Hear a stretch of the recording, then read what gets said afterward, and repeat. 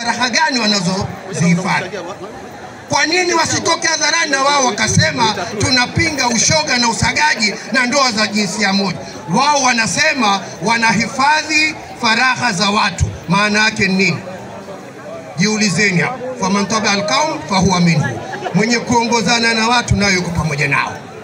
Waulizeni viongozi wa ACT Wazembe pamoja na Chadema ni faraha gani wanazozihifadhi, na watoe tamko hadharani. Je, wanaunga mkono ushoga na usagaji na ndoa za jinsia moja au wanapinga? Kama ni wanaume waseme, na mchane jiomo waseme.